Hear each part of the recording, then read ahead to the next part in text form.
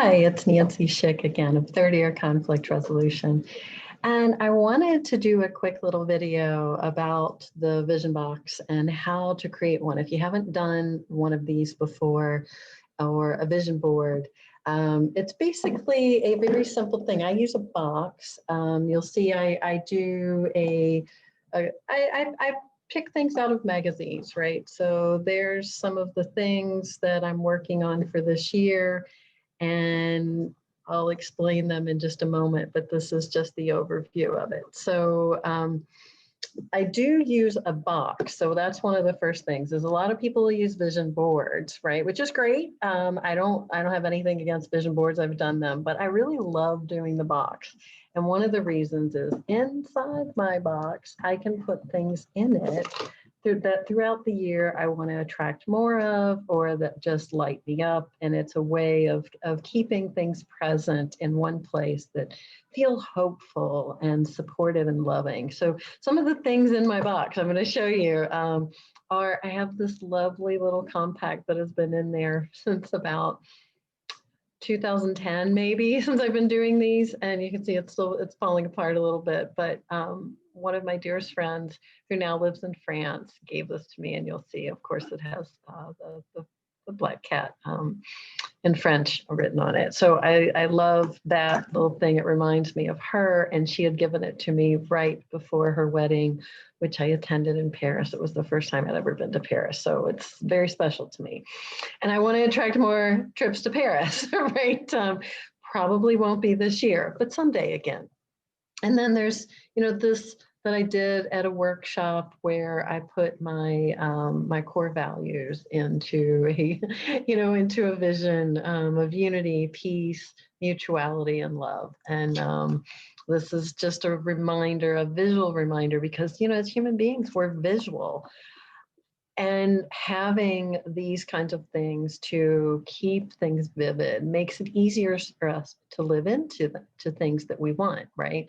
When we don't have clear vision, it's very hard to know if we're moving in the right direction. Just like if you're going on a trip, you don't know if you're almost to Colorado until you start to see mountains, right? So that's why I love visioning.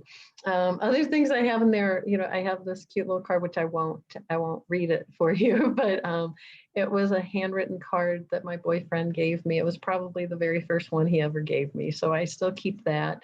And yeah, I see some crazy stuff's going on with my lighting right now, but we're just going to work with it. I have Our Deepest Fear, the passage by Marianne Williamson, which I like to read every year.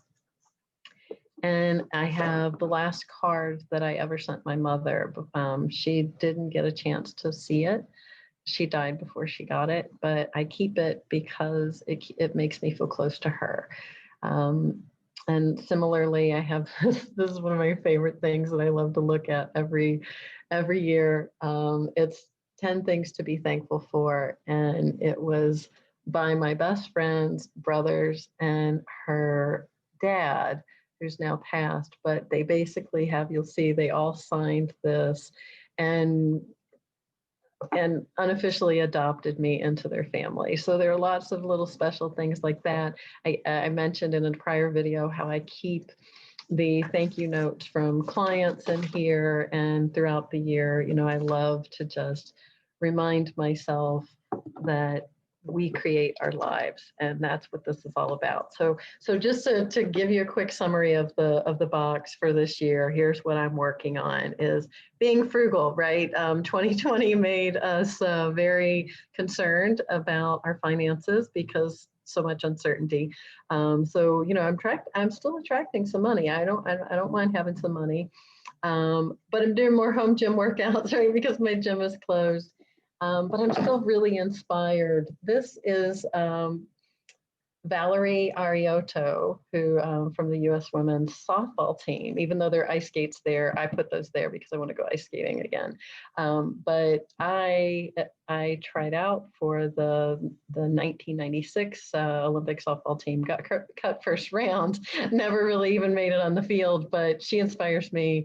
I love that she has her 5 things she does daily as an Olympic athlete, and that inspired me to follow her routine, even though I probably wouldn't even qualify for Senior Olympics at this point. But I love that that she has the planning ahead, the being feelings forward. I just love this putting thoughts on paper, all these things that I do that help keep me grounded and have definitely helped me through the pandemic.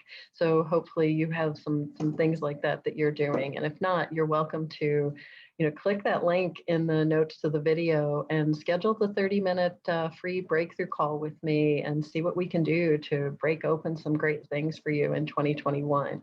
My theme for the year is courage, right? Because it's taken me a lot of courage to keep going when I'm scared. It's also going to take some of this coffee, and this is what I call my spirit animal. This big yellow dog lying in bed, and just wanting to be comfortable and loved and pet. And I'm not going to get there. I'm not going to get where I want to go if I don't, be more like this guy who's happy and out playing. I love getting the pets, right? But I need to have the courage to keep going on even when I don't feel like it, right? That's where integrity comes in. And I work with people on that as well. It's doing the things that you say that you're going to do, even when it's not fun, even when you don't feel like it, because that's how we move forward. And then other things I want to do daily is laugh and, be with friends, even if it's on video, and do more writing. So I've got my book coming out, the third edition of that, and hopefully we'll get the second book out before the end of the year. But 2020 taught me not to make plans too far in advance. So I'm doing things 1 month at a time, 1 day at a time, and sometimes just 1 hour at a time. So I hope you realize that's okay too. And again, if you have any questions or challenges, you need a breakthrough and just feel stuck, please click that link in the notes to the video and schedule that call, because I want you to have the best year yet.